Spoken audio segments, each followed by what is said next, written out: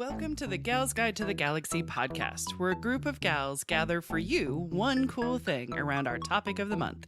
Is it ancient history? Is it breaking news? Is it safe for work? Well, that's up to each gal. All we know is that... Fasten your seatbelts. It's going to be a bumpy night.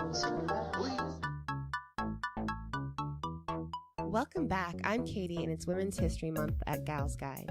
I'm joined by Bonnie, Josh, and Leah talking about our one cool thing. We've already talked about the women's suffrage heroes. We've talked about Lisa Meitner, and I introduced you to the Indiana Women's History Trail.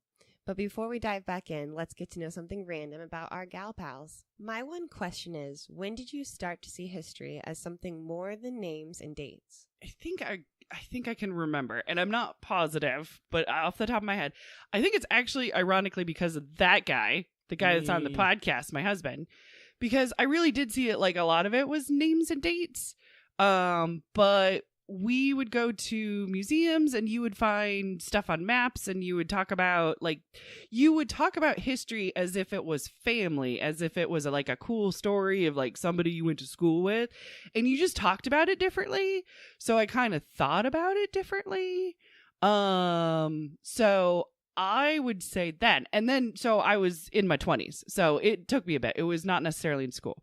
The only thing in school that was kind of close was they talked about Martin Luther King Jr., and they had one sentence, and it said, also at that time was someone named Malcolm X, or another civil rights leader named Malcolm X. And I was like, why does he only get a sentence? Like, are we going to learn about him?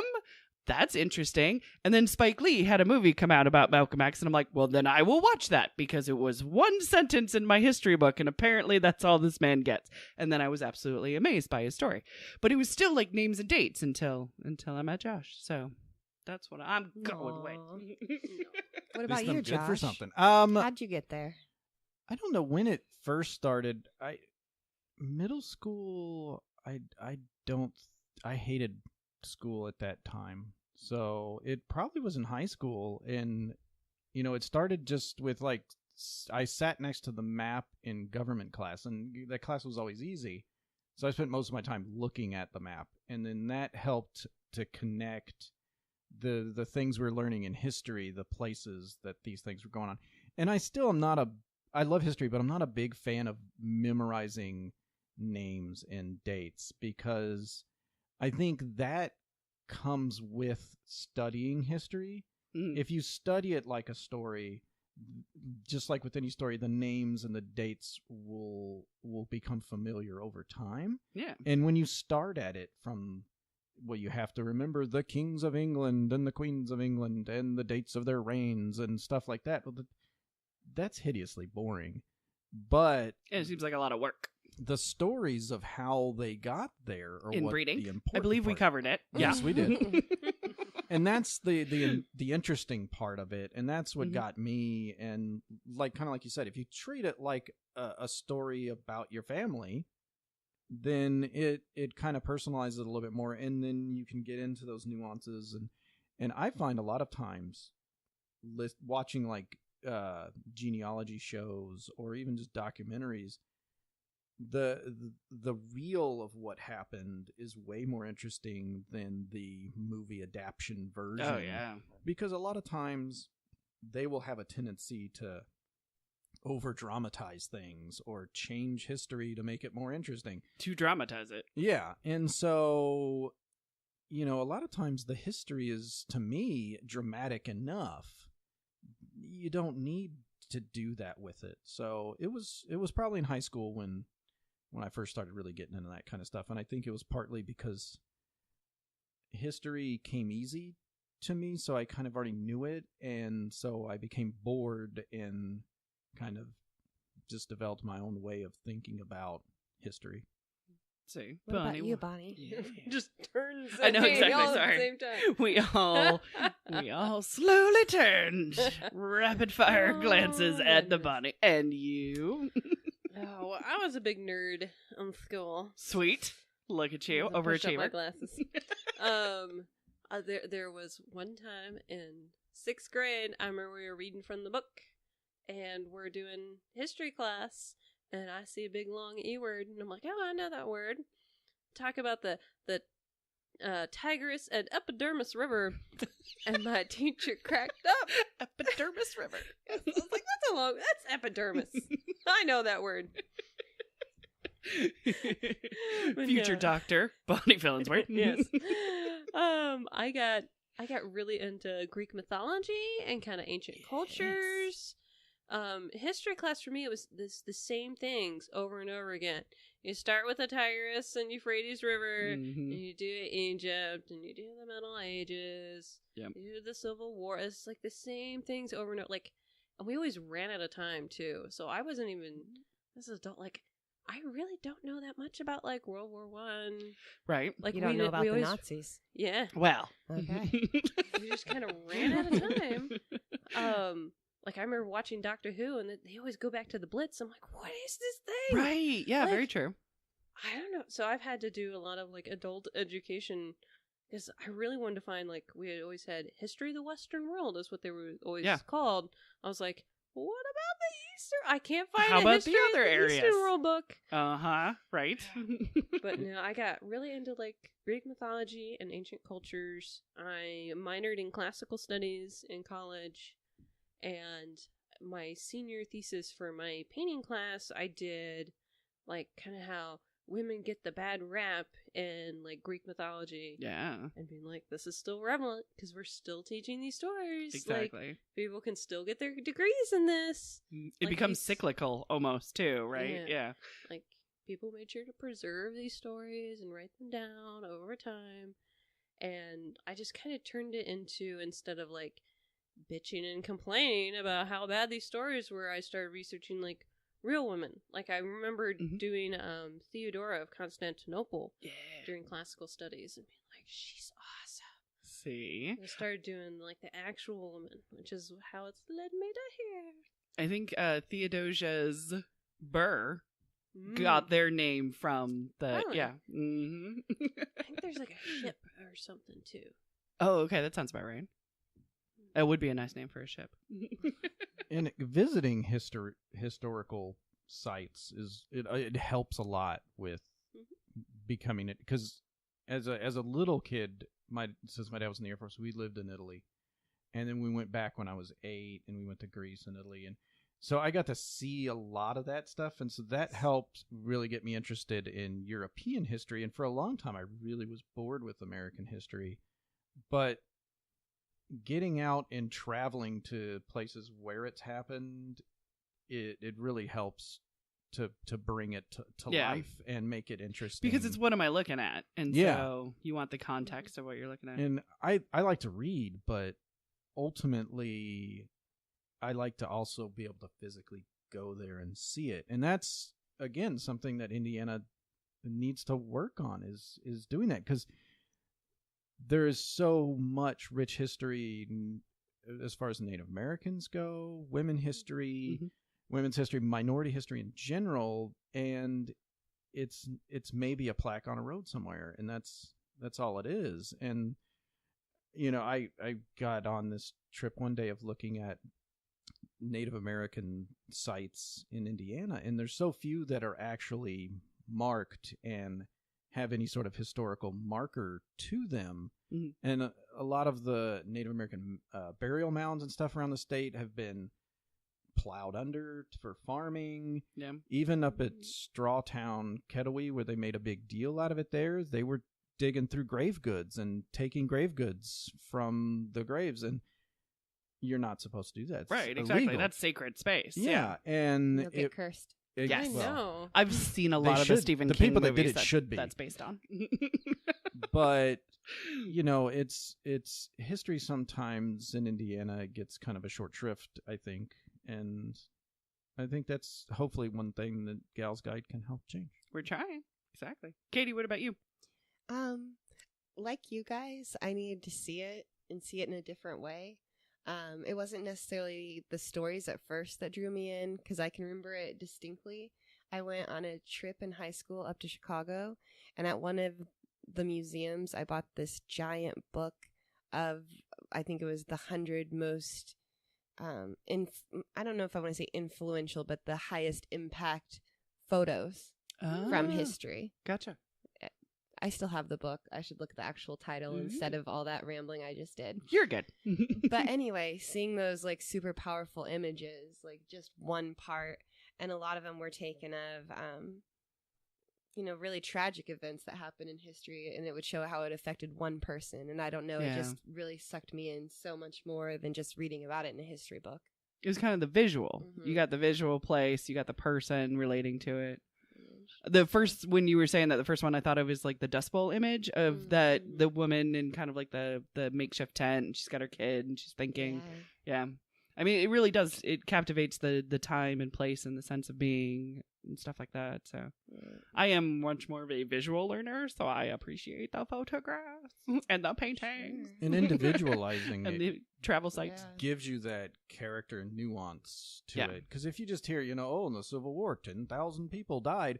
I mean, that's tragic, but it's just a number. You have to humanize the number. Yeah, when you say, this young man who is 18, his family and widow, and you Right. personalize This is it. what their journey was. Yeah. And then you're connected to that journey, and then they don't make it. It's like, okay, so now there's thousands more like this. Yeah, and it gives you Yeah. that feeling about, because history to me is about feeling.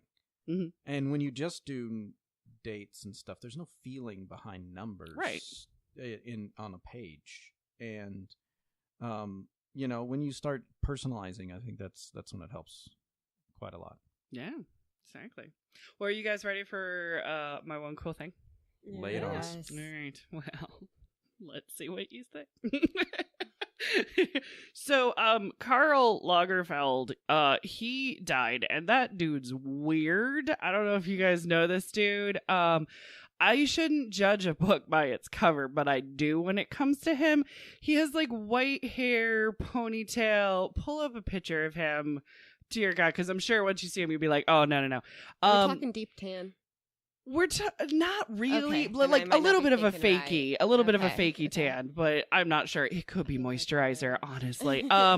But he wears sunglasses all the time. He's that dude, and he wears leather gloves all the time. He looks like a villain out Of that guy. Zoolander. He's straight up Mhm. Zoolander villain. And I know it's a podcast. We'll put up a picture in case you Mhm. don't have a visual seared into your memory of the Karl Lagerfeld who passed on.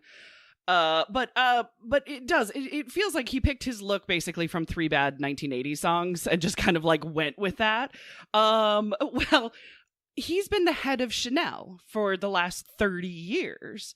So yeah, and it just his death got me thinking about Coco Chanel again. So and Coco Chanel, she just has a very weird relationship with women's history. That's why I thought she might be a good one to like bring up and talk about, because her history has almost been rewritten to a certain extent, to kind of give her longevity, and I find it weird.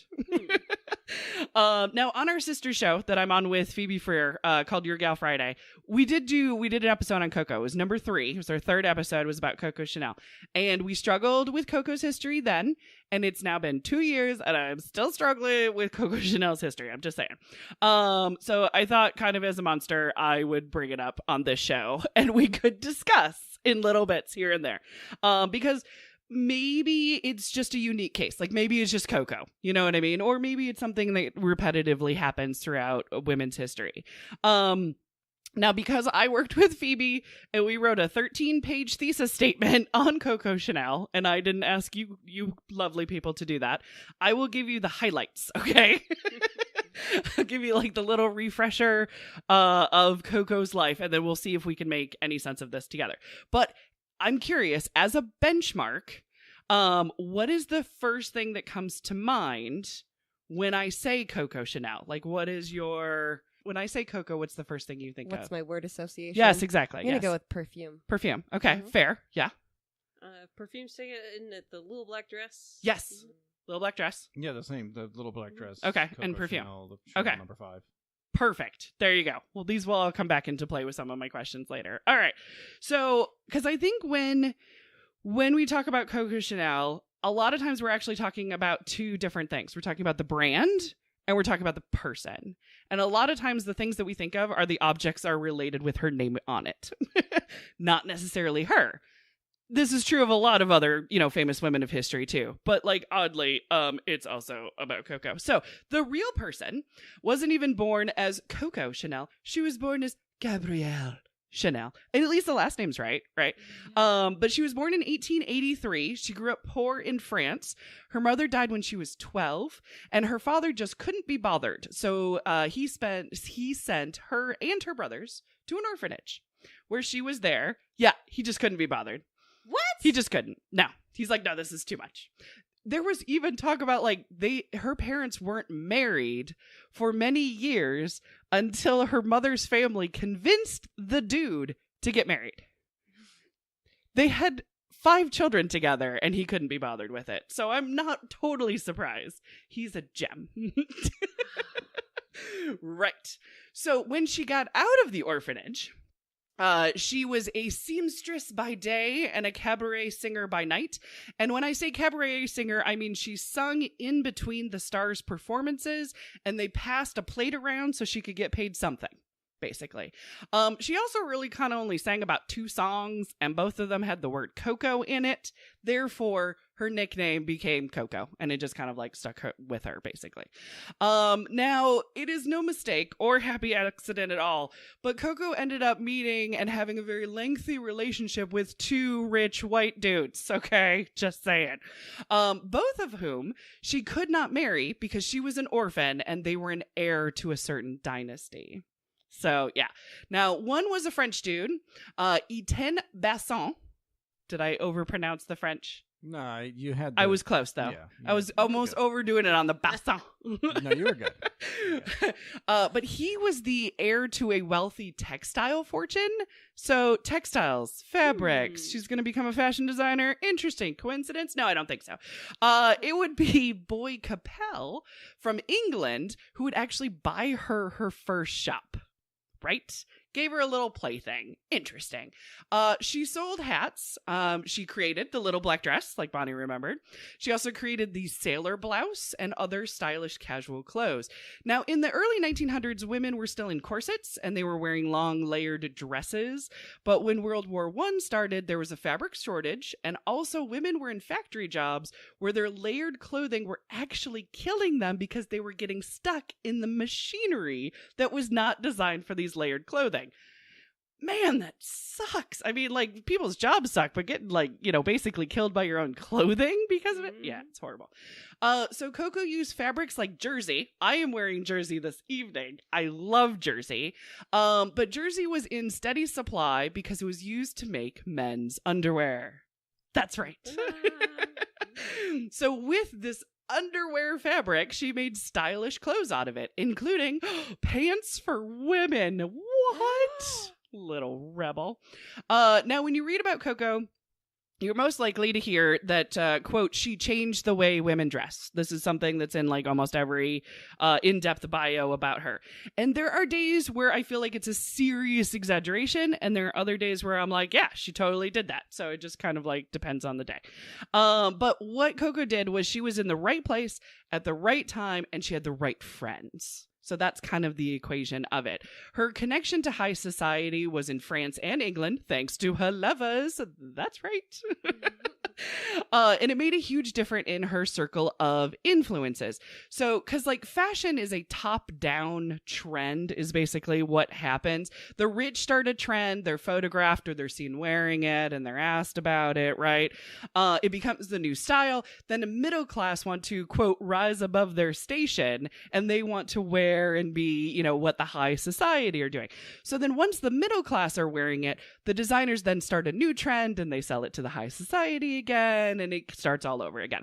So also Coco didn't invent this. This has been around pretty much since the beginning of time. It's just a business tactic that is fashion uses. So, but do you think that this still exists today? Do you think designers getting celebrities and high society people, you guys still see this? Oh, yeah.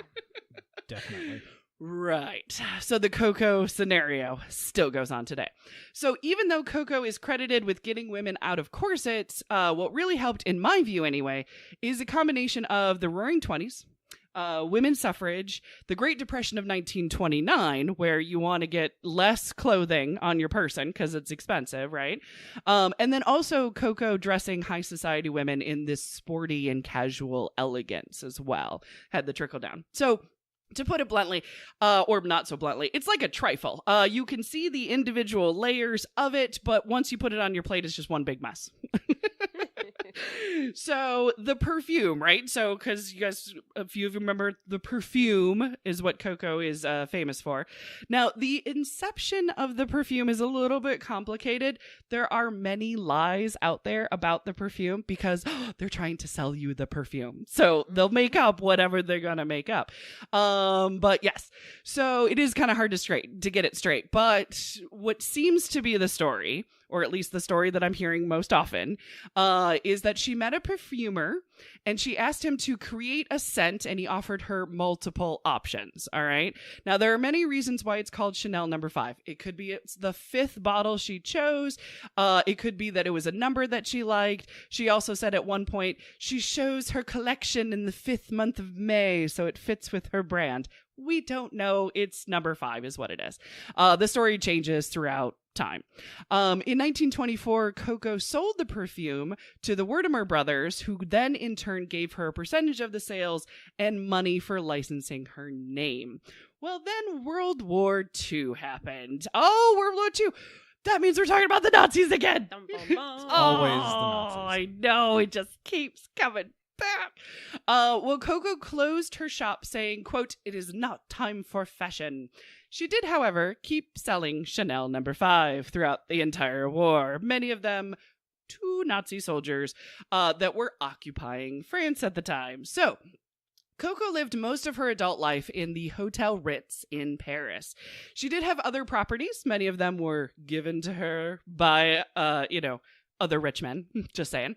But when the Nazis occupied Paris, the upper echelon of German military also stayed at the Hotel Ritz. Interesting. So this is where her story gets really complicated. Some claim the documents identify Coco as a Nazi spy. Oh yeah, that's fun. The House of Chanel refutes this claim. Of course they do. They are a business after all. So there are a lot of interpretations of her documents, of gossip, of speculation about it at the time.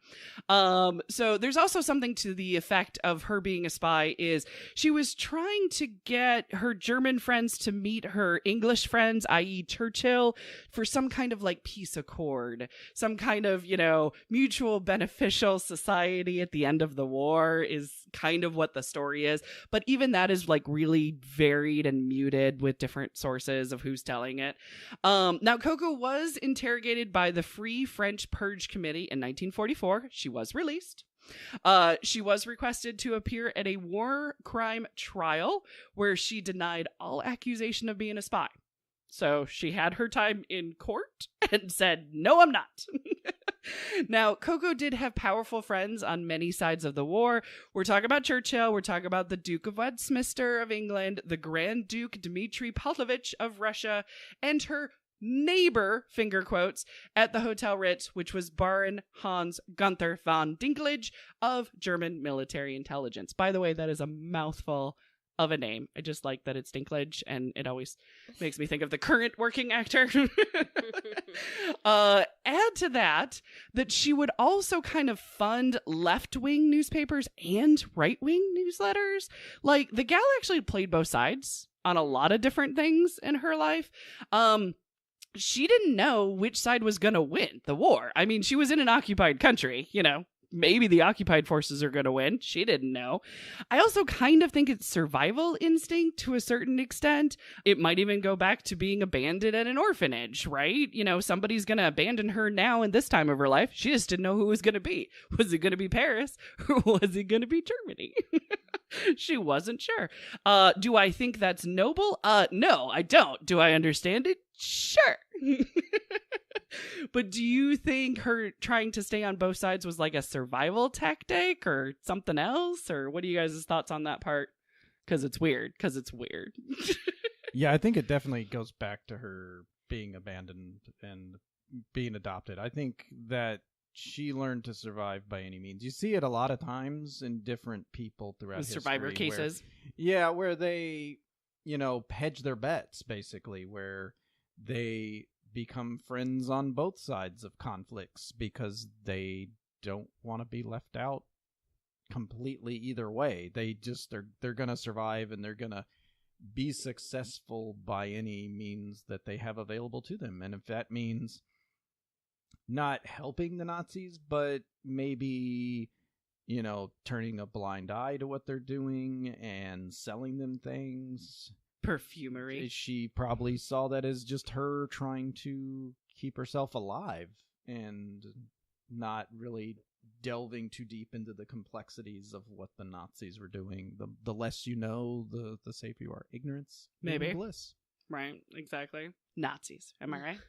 Nazis. So I recently learned that the Hummel figurines yeah got really popular because people were buying them in Europe during World War II and bringing them back. Oh. So I'm like, what kind of stuff are they all just perfume and Hummels and that's the thing that you buy and bring back? Something that breakable? I mean, I'm just okay, all right. There's camp, and then there's a Hummel shop, like right next to it or something like that. Next to like a Chanel No. 5 on the corner or something. Interesting. Did she ever think about leaving? She left during the invasion. There was one documentary that I remember watching where many people were leaving on foot and on boat, and it was chaotic. The difference was Coco was leaving in a chauffeured car. Mm-hmm. You know what I mean? So it was she had a cushy ride as she escapes and flees occupation. But she came back during the occupation, though. She wasn't gone the entire time. But those opening scary days, when Hitler showed up, apparently then she decided to go for a little bit. And that's part of the weird thing with her is she came back and then she stayed there. And then when they did all these trials and stuff, I think in one of the documentaries that we watched, they said that the transcripts and stuff are secret and no one knows why she just.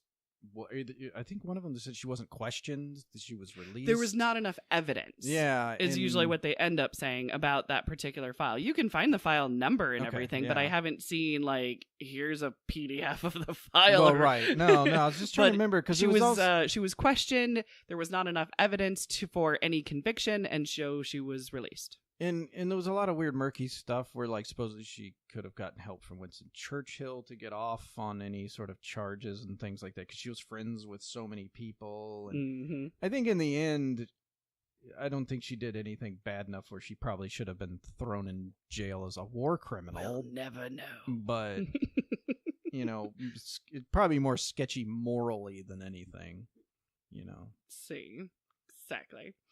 Well, in 1947, Coco renegotiated the Chanel No. 5 contract with the Mortimer brothers, giving her wartime profits, 2% of the profits going forward, and free living expenses for the rest of her life. All right. They now owned the business, though. So now they own Chanel.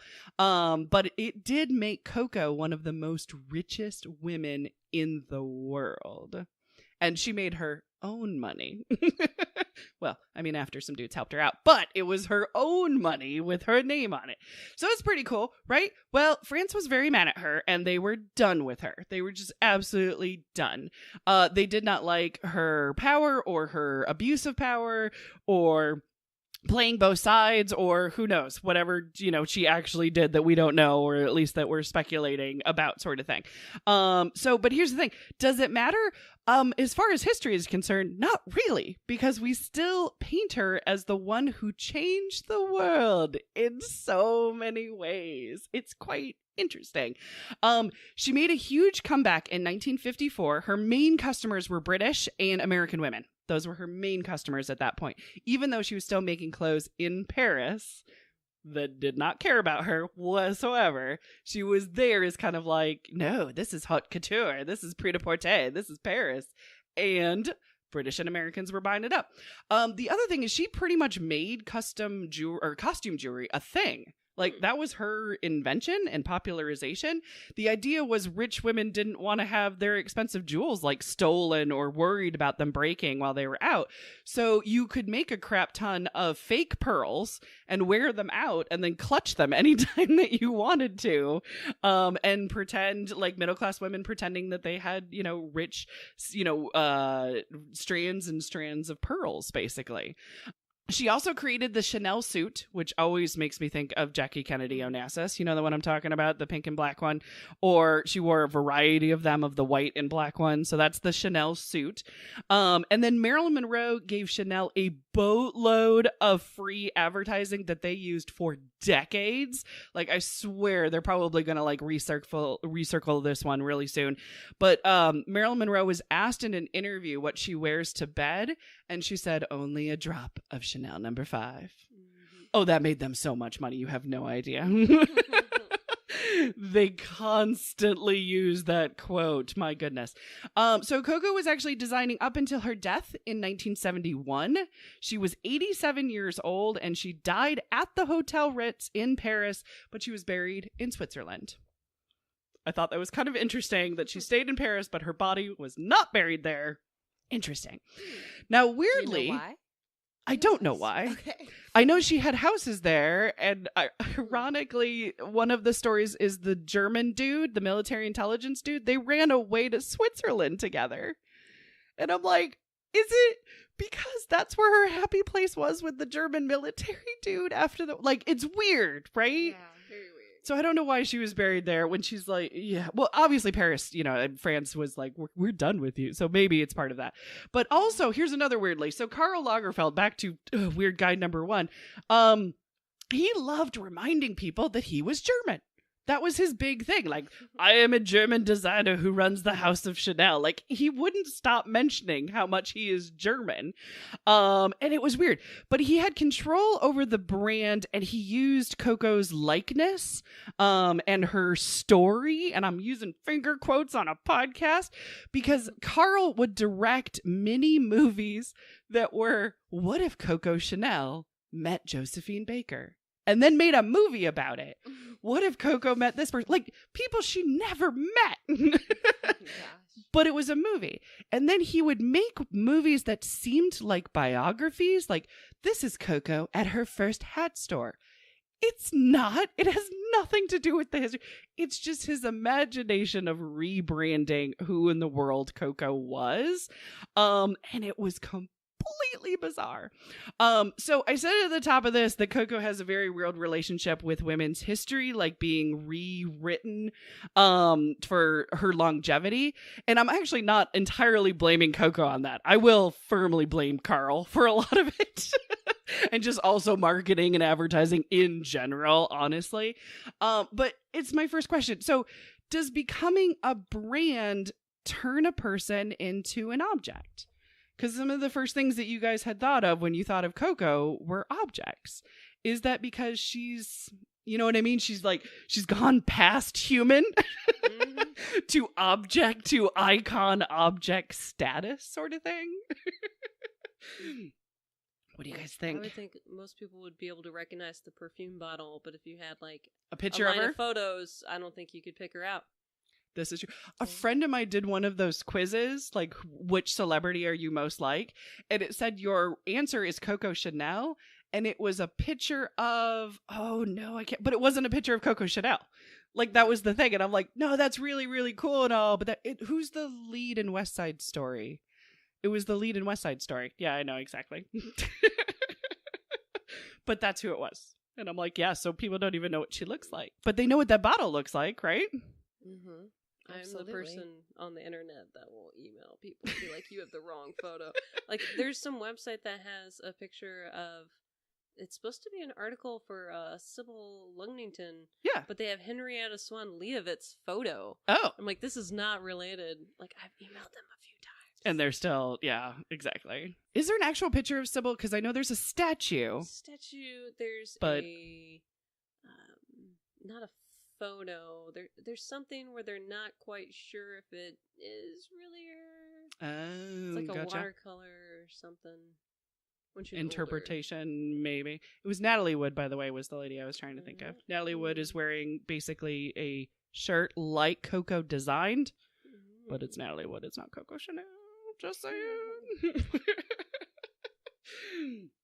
Wait, do you guys think that Coco would have cared about the blurring lines of her history or an oversimplification of her nest sort of thing? Just as long as you were buying her perfume and her clothes, she'd probably be most well fine with it. I mean, yeah, I don't know if she really cared about her legacy and her image and stuff like that. I don't know if she really cared at all about that kind of stuff. I mean, she was a survivor, so I think, and always reinventing herself. Yeah. And I think she eventually was able to reinvent herself enough that the people of France kind of forgot about all that, her supposed collaboration with the Nazis. And I don't even know like if the people of France have forgotten or not. I don't know. I mean, I know it's not as big a deal now. Right. I'm sure if you ask I wonder most if they're still people holding there on to now- that. I'm just saying. Yeah, I don't know. It's possible. They're like, Napoleon, yay! Chanel, no. I don't know. I have no idea. I'm guessing. But supposedly Karl Lagerfeld did a lot to repair that image. Repair, yes. But at the same time, he Maybe has his own. confused. I think that's a better word for and it. he has his own issues with racism and things like that, and so he's, it's He has a lot of foot in mouth disease. yeah, that's for sure. Yeah. As famous people are wont to do. Well, say something ridiculous. Suddenly, free publicity. I guess my final question I have is it best to be known for something than to be obscured by history for being too complicated? Because, like, if women are too complicated, they're not known at all. It's like, who is it I was thinking about? Ida B. Wells. Ida B. Wells. It's like, okay, she gets cluttered in my mind because she's known for a lot of things. Like, I have a hard time pinpointing her as one particular thing. And so I kind of like, yeah, I know her name. And like I was saying on Katie's episode, where it's just like, I know the name. What do I know it for? So is it better to be known for something than to be obscured completely by history? The one thing's really bad. If the one thing's Nazis. Yeah. That is fair. And there's a lot of people that are, I think their lives get so complicated that all you get is the Cliff Notes version of it. So with Coco Chanel, it is complicated. So people drop out all the Nazi stuff and, she invented perfume and she invented the little black dress and she's a fashion icon. And that's what you get. I think after a while, if it's too complicated, people tend to give up on what all that story is and just go for the easy to swallow stuff. Right. The couple of sentences. Yeah. Yeah, they can fit on a placard. Because I can still buy all that Chanel product. Of course, guilt-free, and not feel any guilt about it because, I have no idea what you're talking about. It's very expensive stuff. That makes no sense. I have a different sense of guilt just based on the price tag alone. That's a different thing. But yes, that was my one cool thing. Awesome. You'll have to let me know in your Wallace Simpson research Right. if they met up. I think they did, actually. Yeah. Well, because Coco was, she was dating the Duke of Westminster. And it was right around that same time. I'm sure there had to be a party or something. You know what I mean? And the Duke of Westminster has ties back to a previous one cool thing you brought up. Well, she also dated Grosvenor. Yeah, that's the Duke of Westminster. Oh, yeah, you're right. Sorry, I keep forgetting. That Because his family's name last is like name a is four. Grosvenor. Yeah, he has like a 4-name name, Yeah. and I'm like Grosvenor is the last bit. But yeah, the Duke of Westminster, and it's easier for me to say that than his 4-name name. When I brought up the Faker Fortune episode, one of the art historians is Bendor Grosvenor, who is related to the Duke of Westminster. So it just all comes back. Are all of my one cool things tied together? We'll find out later. There's a desperate thread holding them all together. Only if you find it. I'm just saying, because I did not intend. Well, that wraps it up for Women's History Month. Thank you to our gal pals. Join us next month as we gather another group of gal pals with one cool thing for Gaming Month. Thanks for listening. For show notes, links, and images from this week's show, visit galsguide.org. Want exclusive stuff like deleted bits and major bloopers? Become a Gals Guide patron today. Thanks for listening.